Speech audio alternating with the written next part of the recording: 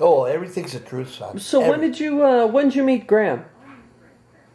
Well, here was a story on Graham. She got a job at JIB restaurant in Charleroi. She had a steady boyfriend, neighbor kid out there, taunchy person. Here, when the old man went to work with the charm. Everybody was trying to take this girl out. Dano Pareto would come in with a rose into the restaurant with a rose, and he said, "This is for you." Connive her. She had a good friend named Goldie. Goldie was her friend that worked with her. They were friends.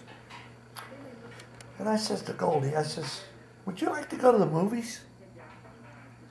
She says, "Oh, yeah, I like to go. Coyle Theater in Charleroi." I says, "Maybe your friend like to go. Rose would like to go." She says, "I don't know." I said, "She has a boyfriend." I said, "Oh, yes, if she wants to go." She lived out Cokeburg, 12 miles away. Goldie lived up at Arnold City, 4 miles away. So I take them both to the movie, Coyle. Right?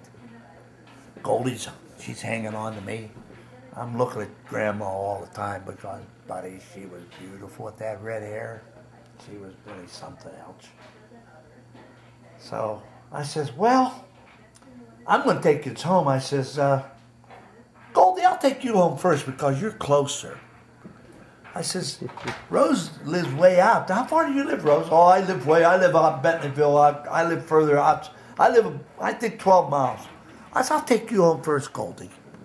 I took Goldie home, and I have your grandmother, me and her. Mm-hmm. First time? First time. Real gentle. I connived real good. So I got to, I got friendly with her, and, I guess I was charming her a little bit, but she was a real good woman, decent and everything. This was what year? 1947, 48. 48. It was 47 into 48. Okay. So you guys met in 47. Yeah, every time I come into the JIB restaurant, I go in, I leave $1 tip. $1 tip was a lot of money. I just leave big tip and everything, And she must have thought I had money or something, poor Graham. So it went on. We started getting more a little friendly, and I never made no advance of that or nothing because I know I wouldn't. She'd set me in my place. So as we went along, I met her in November, and I married her in April. 6 months, I wanted her pretty bad. I know I never made a mistake there, I'll tell you right now. So we get friendly, and she, best part about it, Taunchy's mother, Taunchy the boyfriend, the mother thought she was hot stuff, She thought her son was too good for anybody. She looked down on little disics, Mm-hmm. And then I had a little edge here. So, I take her out. Me and her got friendly, different places. Now look at this. I met her in November. Christmas, I give her an engagement ring. I bought it from Edwin. A month. About 6 weeks, I guess. I give her the engagement ring. I paid $250 worth of it. In those days, you'd have paid $1,500 for it today. It's a beautiful half a diamond. I have it yet on that ring that I'm going to give the mist. So she had that ring on it. Well, she took an engagement ring, and my mother-in-law liked me a little bit, So this is in March. I'm taking her home. This is a true story. They were fixing that Highway 70, and there was about a mile stretch in there that the ground had sunk. And I'm flying in here in my Hudson, and the road ends. I put on the brakes, I spin around, we get stuck. 4 hours later, I finally got her home. As soon as I get her home, boom, boom, boom, boom, boom, down comes the mother-in-law, Rose's mother, Grandma's mother. Yeah. He's beating Grandma, and I'm going to marry Rose. I'm going to marry Rose in 1 month. Uh-huh.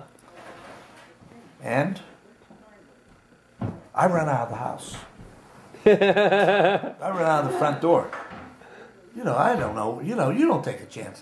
So next day I come out, and she comes to work. And I says to her, "What happened?" She said, "Well, my mother sort of beat me a little bit." She says, "I told her you was in there, and You sure you want to marry me? Look how my mother is. I says, I can't wait. I can't wait to marry you, I says. She says, there was one last straw.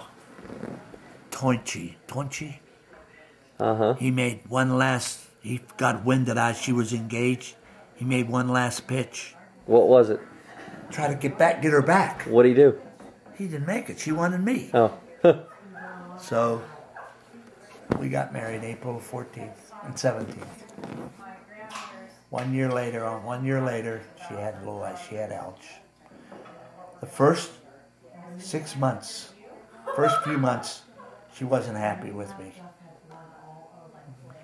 She left me a couple times because we had to live with my mother and dad. She left me, and then she come back to me, and after that, she'd never leave me again. When I had your dad, she loved that little boy, little red-headed boy. And we had Peter and Mare. She was a wonderful woman. You can't imagine. Decent, buddy. I'll never forget what she told when I had her up in New York. She tells that doctor, she says, you see that man there? That man, I love that man very much. And you know what? He's the only man that I ever had me. Oh. Honest to God. That doctor looked at her and said, I can't believe that. But that was the truth. She said, that is the only man that I ever had in my lifetime. Now, when I think about how wonderful that woman was, she had a temper. And you know what? I wasn't the best man to get along with. I was a little wild, stuff like that. I'm a Nebraska. You know how we are. She stuck by me. And then when the horses come, she loved them horses. I used to take her to the track. If we didn't have enough money, I used to give her the money I had, and I'd go to a movie. There was in Washington, one of those movie theaters. Mm-hmm. Then after the races, I'd come pick her up. And I just feel so bad that I lost that woman. I used to tell her, why do you smoke? I said, you shouldn't smoke. She says, that's my enjoyment in life. I'm smoking. You know how people are. Mm-hmm. That was one of the bad things. I could live with it. Your grandmother was a great woman, I'm telling you, Ouch. I mean, her and your other grandmother got into it. Down at work. Mom pulled her, I guess between your mother and Alge, stuff like that, things flare up. They got into it. They never talked for I don't know how many years. Grandma had a little temper, but she was tough, buddy. She had them pretty eyes, and your grandma was just a beautiful woman. She was. Mm-hmm. You showed me the picture tonight. When she walks down the street, buddy, they used to turn and look.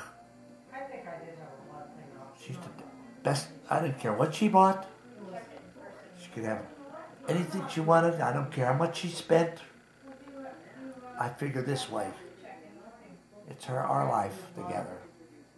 She made a mistake when she made me sell that house up in Bellevue. To this day, she didn't make me. She should have. Did want to sell it. I insisted. I said, we're selling it.